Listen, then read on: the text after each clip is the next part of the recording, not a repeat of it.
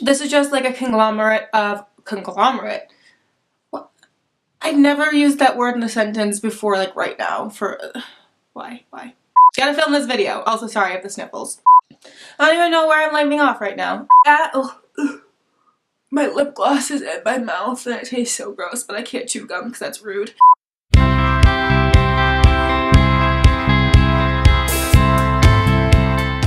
Hello and welcome back to my channel. So as you can tell by the title of this video, I am sharing my 2017 favorites. So this is basically just some things that I've loved throughout the year of 2017. And first thing I should say is I'm not doing clothes in this just because last weekend I did my 10 top pieces in my closet and that's all my favorites for 2017 basically. So didn't want to throw any more clothes in here. So this one's just going to be like beauty, skincare, books, movies, music, basically everything that's not clothes that I would have possibly liked throughout the month. 2017 is not a month, 2017 is a year. Anyways, this is just a video about my favorite things from 2017.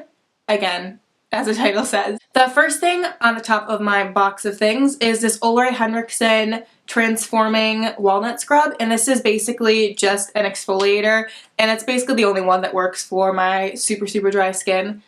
It is so good and it smells amazing and it really makes your skin feel soft without like ripping it open, kind of like the St. Ives scrubs.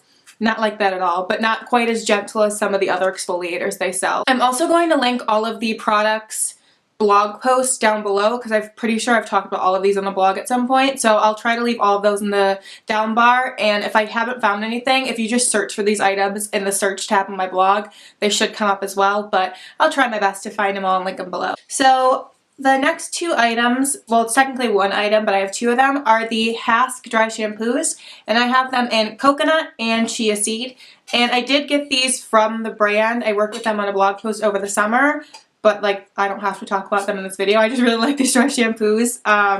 They smell really good, and the chia seed one especially is a volumizing dry shampoo, so it doesn't like weigh down my hair and really gives it some volume at the roots, which I don't normally have. So honestly, even my hair is clean, I sometimes just pop that into my roots just to give them a little more lift. Back to skincare, I have one mask to share. I'm actually going to do a whole skincare video at some point just because I do use quite a bit, not a ton, but quite a bit. But one of my favorite masks this year was the Peter Thomas Roth Pumpkin Enzyme Mask, which I actually got for Christmas last year. But this just sort of saved my skin. I had horrendous acne basically up until 3 months ago, maybe. Maybe 4 months ago. But like it was like cystic bad, like, oh, I can't even think about it. It was so gross. But this really helped kind of keep it at bay and make it not as terrible as it could have been. So, and it just smells so good. It smells like a pumpkin pie. So really like this. I like the rest of Peter Thomas Roth masks as well, but that one's probably my favorite. And then this is actually a new tub of this, but this is a moisturizer I really loved in 2017, and it is the Belif, the True Cream Moisturizing Balm. They have two of these. They have this one and then the Aqua Balm. The Aqua Balm is like a more gel one, whereas this is more of a cream. I don't really want to open it because it's brand new, but this is so good. I have one more skincare, and it's actually empty right now, and I have a dupe of it that I'm trying out right now, but this is actually my second tube of the Glossier Super Pure Serum, and this is also one of the things that really helped with my acne and getting rid of most of my scarring, which was my biggest issue. It is the Zinc, why did I try to pronounce this? Niacinamide? I don't know.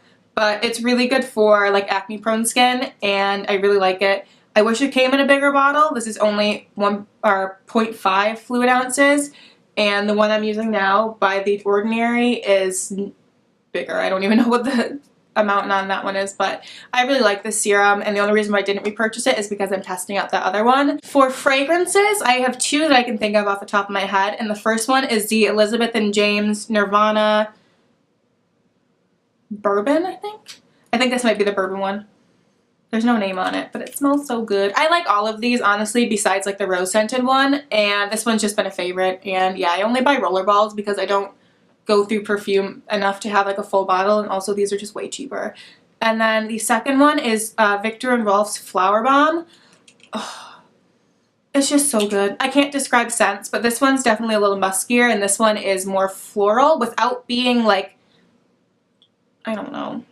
I can't describe scents. I'll just put the notes down below or something, or the links to it where you can read the notes of it. But this one is in like every single magazine, and I smelled it for like months and months, and then finally bought the rollerball of it, and it's just so good. It's my go-to. My last three makeup products are all, well no, two are face products and one is an eye product, but the first one is the NARS Dolce Vita blush, and this was a new purchase this year. I don't really buy a lot of makeup anymore just because I don't really need it, but I couldn't help but buy this one. It's a beautiful, oh wait, did I buy this last year?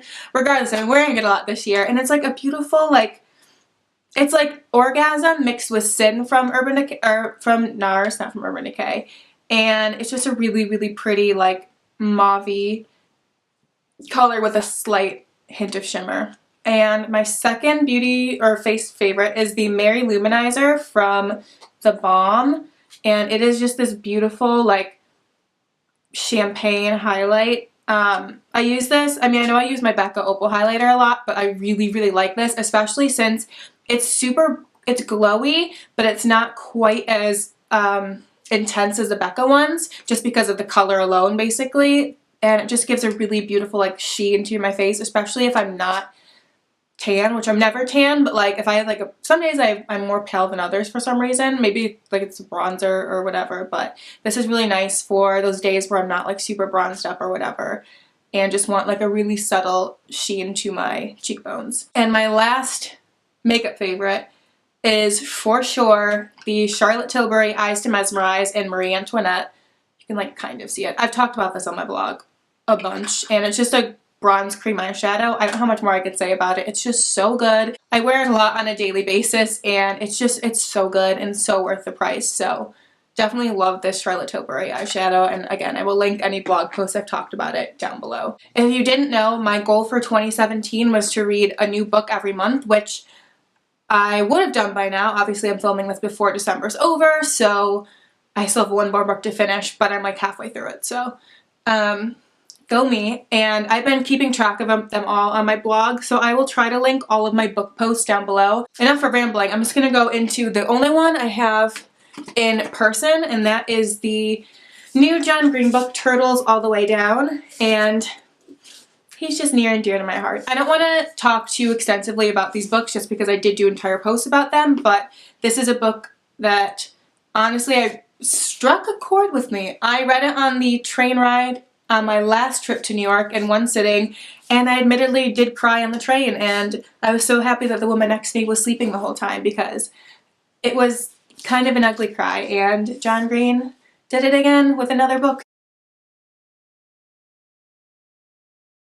Yeah, if you don't know that about me, I usually finish books in 1, 2, or 3 sittings just because I'm impatient, and if I don't finish it in that time, I'll probably forget about it. So finished that one really quickly, and I also read the next one that I'm going to talk about super quickly as well, actually in one night while I was babysitting, and that was We Were Liars by E. Lockhart, which the plot twist at the end of that book still haunts me to this day. It's so good. It's kind of a shorter book, and it's a young adult book, which pretty much everything I read is, and it's so good. Just go read it. It will blow your mind. Anyway, so now we are going to move on to movies and TV.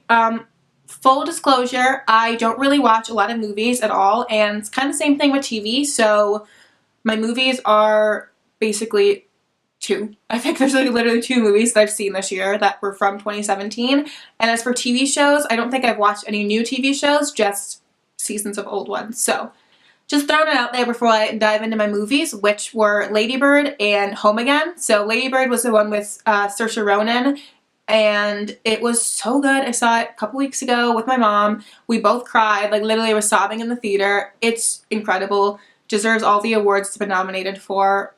I highly recommend if it's still out in theaters to see it. If not, wait for it to come out on DVD and definitely buy it or rent it or whatever you need to do. It's really good. And then I really liked Home Again, which was with Reese Witherspoon back in the fall. I forgot when I saw it. Maybe it was in September. And Reese is just my girl. If you don't know, Legally Blonde is my favorite movie, and it's just so fun seeing her in other roles. I really, really, really adore her. So that movie was fantastic. Pico Alexander was top-notch, 10 out of 10, so definitely a good movie. I think it's out on DVD now, so if you feel like watching it and like a nice little homey, cozy movie, recommend that one. For TV shows, I haven't watched any new shows, but I've continued watching This Is Us, which, my heart, I can't go to episode without crying. Sterling K. Brown is fantastic in this show, and yeah, just, it's so good.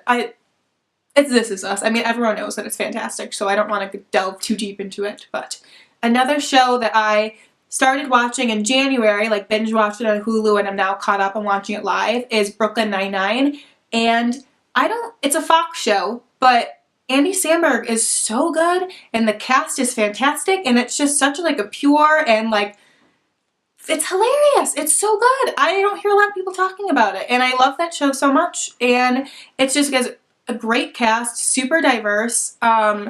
It's so funny. I don't know. I can't say much more about it, honestly. I would give it a watch if you have Hulu because it's hilarious. Like, it's peak Andy Samberg humor, and it's so funny and non-offensive, and I love it. And to, I guess, round off this video, I'm going to go into music that I've liked this year. So this is going to be hard because I've listened to a lot of music this year, so I'm trying to think of things that actually came out in 2017. So I'm probably going to make a playlist and list that down below as well for anything that I forget to talk about right now. But for right now, the ones that I can think of off the top of my head are, obviously, Niall Horan's debut album, Flicker. It's so good. Honestly, I'm not even going to delve deep into any of these explanations because everything is just so good. I'm just going to keep repeating the phrase so good, and it's going to get really annoying, and it'll be turned into a drinking game that will just turn into really bad alcohol poisoning. So just gonna name them all and not go into why I like them. And then Liam Payne also released solo music this year, and if you don't like Strip That Down, you might be lying to yourself. But Strip That Down, Bedroom Floor, and Get Low all came out this year. They're all fantastic. I like to dance to them, and I literally just said that I wasn't gonna go into detail, but I feel like I need to explain my love for my members of One Direction. So those ones, and then also Dua Lipa. She's a queen. She's a queen. I literally have like 6 or 7 of her songs on my Spotify like top 2017 songs playlist that they made for me, so that says a lot. Haim's new album came out this year. It was great. Bleachers came out with a new album that was fantastic. Lord's Melodrama came out this year. I'm like literally giving like emotional flashbacks right now. So good. I don't know. I'm gonna make a playlist and list it down below because I cannot think of any more, and I know for a fact that there's more songs I love this year. Ally and AJ's come back this year. Their song Take Me is fantastic, and they have an EP out right now. And I also really like Muna's album this year, so just gonna make a playlist before I keep going on and on about music. Anyways, so that is the end of this video, and I hope you enjoyed, and yeah, those are my 2017 favorites. Before I keep rambling, and this video is 6 million hours long, thank you for watching, and thank you for subscribing and reading and commenting and all the nice things that you've done this year. Super duper appreciate it. So yeah, that's definitely a favorite, but that's everything. I'm just gonna stop before I keep rambling. So if you have any suggestions for future videos, leave them in the comments down below, and thank you for a really awesome 2017. You're super cool, and I hope you have a good one. Bye! So, ooh, sniffly.